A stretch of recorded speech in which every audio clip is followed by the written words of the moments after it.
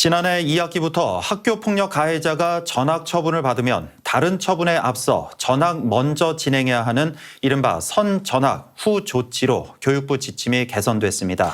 행정적, 법적 절차로 학폭 당사자 간 분리가 지연되면서 2차 피해가 일어나는 경우를 예방하기 위해서인데요. 하지만 취재 결과 교육 현장에서는 제대로 작동하지 않는 것으로 보입니다. 김서연 기자입니다. 안동 한 고등학교에 재학 중인 1학년 학생은 지난해 9월 같은 학년의 기숙사 룸메이트를 학교폭력 가해자로 신고했습니다. 기숙사 방 안에서 룸메이트에게 성추행을 당했다는 겁니다. 완전 충격 먹었죠. 이게 그때 심장이 벌렁벌렁한데 우리 애한테 평생 씻을 수 없는 트라우마가 심어져 있는 그 상태가 돼버린 거잖아요. 우리 아들 어떡하지? 이 생각밖에 안 들더라고요. 2달 뒤 학교폭력 대책심의위원회가 열렸습니다. 가해 학생에 대해서는 성추행뿐만 아니라 학기 초부터 피해 학생을 여러 차례 괴롭혀왔다고 보고 전학과 서면 사과 등의 조치를 내렸습니다. 가해 학생 측이 오히려 자신이 학폭을 당했다며 맞신고를 하기도 했는데 학폭위는 학폭 사안이 아니라고 판단했습니다.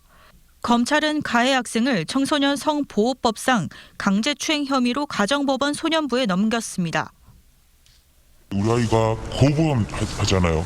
너무 놀라니까 자기도 모르게 그때 이제 몇 대 때렸는데 그걸 가지고 폭력으로. 그런데 가해 학생의 전학 조치는 2달 넘게 이뤄지지 않았습니다. 전학 처분이 나고 2주 뒤 가해 학생 측이 처분을 취소해달라며 행정심판과 동시에 제기한 집행정지 신청이 경북교육청 행정심판위원회에 받아들여졌기 때문입니다. 교육부는 행정적, 법적 다툼으로 발생할 수 있는 2차 피해를 막기 위해 지난해 2학기부터 전학 조치를 다른 조치에 앞서 처리하도록 지침을 바꿨습니다.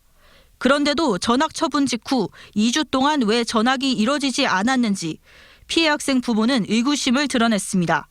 전학이 먼저 되고 나머지 조치가 취해져야 되는데 집행정지로 걸어놔 버리니까는 행정소송을 계속 이제 걸게 되면은 버틸 대로 버텨보겠다는 거잖아요. 그러면은 제2의 정순신 사건이 아니고 뭐겠어요.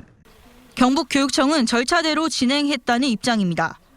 전학 처분이 나오고 엿새 뒤에 전학 배정을 요청받았고 다시 일주일 뒤에 관련된 행정 절차를 마쳤지만 바로 다음 날 집행정지 신청이 인용되면서 전학을 보낼 수 없었다는 설명입니다. 전학을 보내기 위한 행정 절차가 2주 정도 걸렸다는 건데 선전학 후 조치 지침이 교육 현장에서 제대로 작동하지 못한 겁니다. 소송을 통한 학폭 처분 지연을 막기 위한 취지인데 현실에서는 전학 처분을 행정심판 청구로 지연시킬 수 있다면 결국 가해자가 아닌 피해자가 학교를 떠나는 일이 반복될 수밖에 없습니다. 가해 학생 측이 제기한 행정심판이 기각되고 집행정지 기한이 내일로 끝나면서 도교육청은 전학 절차를 이번 주 안으로 마무리 짓겠다는 입장입니다. 하지만 가해 학생 측은 행정심판에 불복해 그 사이 행정소송을 제기한 상황. 가해 학생 학부모는 이와 관련해 취재에 응하지 않겠다는 입장입니다. 선전학 후조치 제도 취지와 달리 교육 현장에서는 엇박자가 나고 있습니다. MBC 뉴스 김서연입니다.